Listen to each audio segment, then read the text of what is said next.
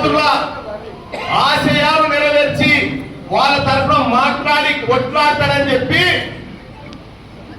పల్లా రాజేశ్వర రెడ్డిని గెలిపిస్తే మూడేళ్లకు ఈ పదవి నాతో కాదని రోడ్డు మీద ఇచ్చిపెట్టి వెళ్ళిపోయి మళ్ళీ ఇంటికి వచ్చింది. గత పెద్దలు ఇస్తేనే సేనోడు ఇక జనగామలో మీ అందరి కష్టాలు తీరుస్తారంటే మనం నమ్మాలి. ఎట్లా గెలుస్తాడు ఎప్పుడైనా పల్లా రాజేశ్వర రెడ్డి? ఆయనకు పేరైతే మంచి అత్యతను పెట్టిన మా ప్రతాప్ దొంగోట్ల ఎమ్మెల్యే, దొంగోట్ల ఎమ్మెల్యే, సేమ్ దొంగ ఓట్ల ఎమ్మెల్సీ ఇదివరకు కూడా. అప్పుడు 17,000 దొంగ ఓట్లు బోగస్ ఓట్లు పట్టి డైరెక్ట్ గా ఇచ్చినాం. ఒకేసారి మా టీం రాష్ట్ర వ్యాప్తంగా స్టింగ్ ఆపరేషన్ చేసి పట్టుకుపోయి ఒకే రోజులో ఇస్తే అయినా కూడా అప్పుడు ఉన్నటువంటి ప్రభుత్వం కేసీఆర్ మేనేజ్ చేసి దొంగ ఓట్లు వేపిస్తే 6,000 తేడాతో ఓడిపోవడం జరిగింది. ఇలా ప్రతాపన్న పని కూడా గదే అయింది. నేను అనుకుంటూనే ఉన్నా వీడు ప్రజాస్వామ్యయుతంగా గెలవడన్నా వీడు గొంగడి కప్పుకొని వచ్చి కత్తితో వచ్చిపోయే రకమైన పల్లా రాజేశ్వర రెడ్డి జాగ్రత్త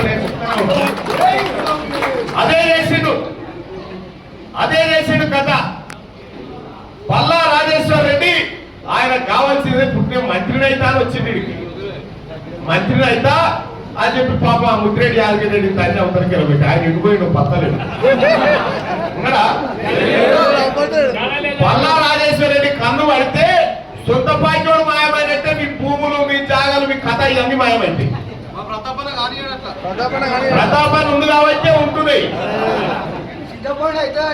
ఒక విషయం అయితే చెప్తా ఉన్నా సోదరులారా, ఆని ముత్యం లాంటి బిడ్డ తెలంగాణ నికాసైన ఉద్యమకారుడు ప్రతాప్ రెడ్డి అన్న టెక్నికల్ గా ఓడిపోవచ్చు కానీ జనగామ ప్రజలకైతే ఒరిజినల్ ఎమ్మెల్యే ఈయననే.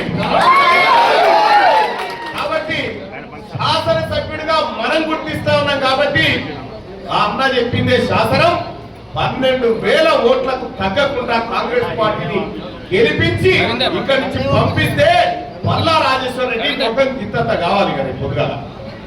ఆ రకంగా పనిచేయాల్సిందిగా మీ అందరూ రిక్వెస్ట్ చేస్తా ఉన్నా. సోదరులారా, ఎందుకు అవసరం ఇదే జనగామ జిల్లాకు ఇదే ప్రతాప్ రెడ్డి అన్న వీళ్ళంతా కలిసి తపాసుపల్లి రిజర్వాయర్ తెచ్చి ఇక్కడ ప్రాంతాన్ని సస్యశ్యామలం చేస్తే ఈ పల్లా రాజేశ్వర రెడ్డి హరీష్ రావుతో చోపతి పట్టి వెనుకకు గుట్టలు తవ్వి సిద్దిపేటకి ఎత్తుకొని పోయిన నీళ్లు. అవునా కాదా?